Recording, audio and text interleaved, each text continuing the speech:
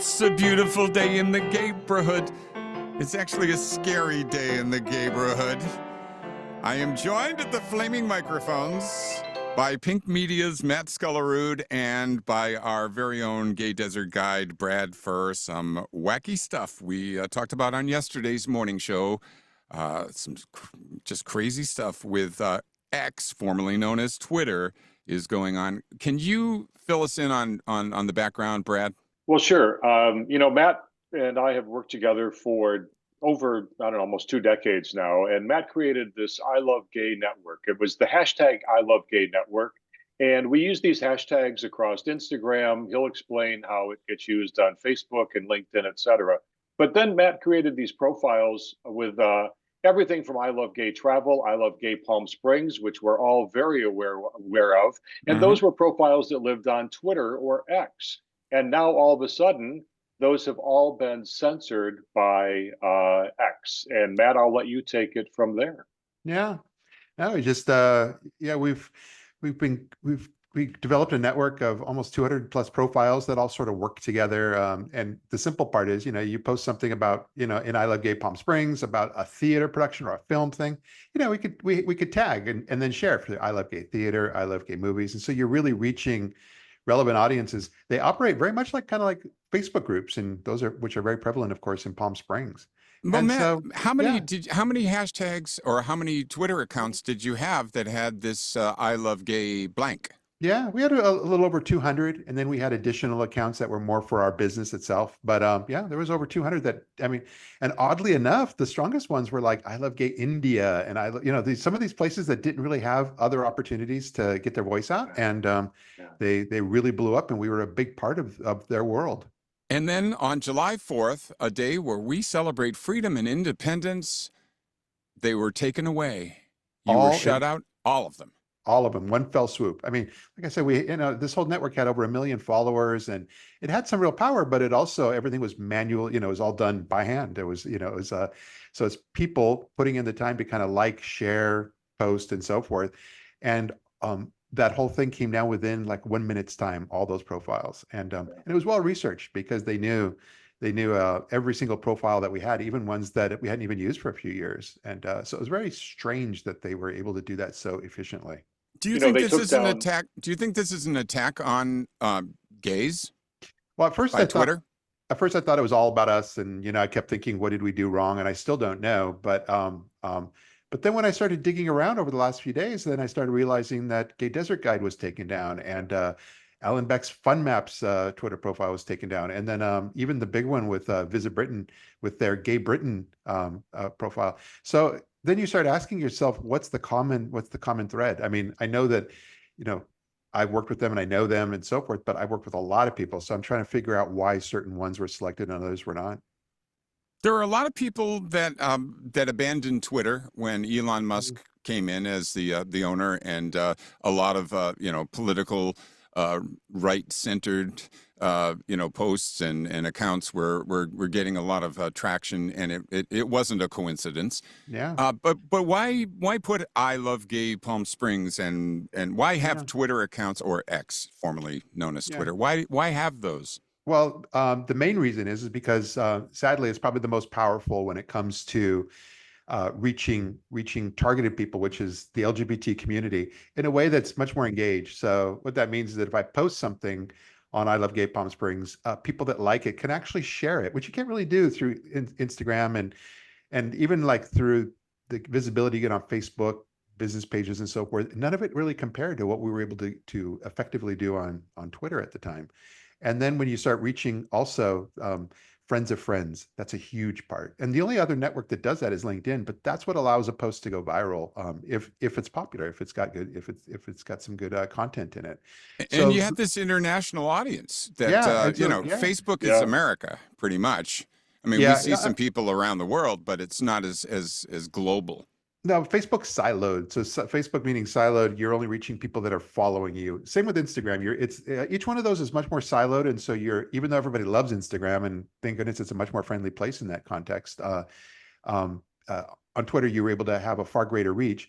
And whenever the trolls started to emerge, we would ignore them. And that strategy actually works because the algorithm of Twitter just says, hey, if they're not really going to engage with each other, we're not going to show anybody those negative posts. So the upside is that our feed was a very happy feed with a lot of positive content at Pride festivals and just really great stuff, really great content that we were able Not to be really part of. political. What's No. that? Not really political. No, No. not at all. Brad, yesterday when this broke, you were a little crestfallen, and I was like, yep, it's a problem. You're a problem solver. And you did a little deep dive, and you've been doing some digging. What have you come up with, Brad? Well, we don't have any answers, unfortunately. I think we're looking for the answers, but I think really right now we are really putting this out there because it is such a issue of free speech and it's a issue of LGBTQ plus rights. There are no protections under the First Amendment for what X does. They're a private company, so there's no recourse for us.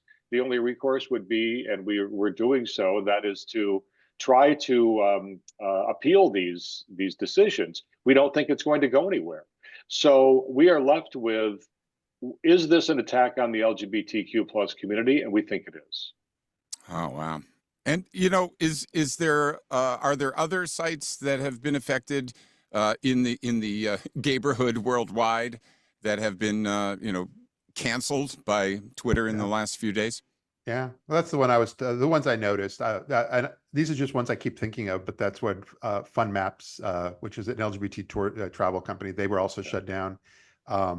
Visit Britain, which is a government organization, they had an LGBT profile shut down. And so I keep looking around to check but I haven't found others yet except for those three. But I have a feeling that there are more. What's that? So Gay Desert Guide being, our primary one. We've been at this for 11 years with Gay Desert Guide and the whole ILoveGay Palm Springs following. Now those hashtags can still be used on other social media platforms, but it doesn't have, to Matt's point, it doesn't have the power and it doesn't have the reach that it had.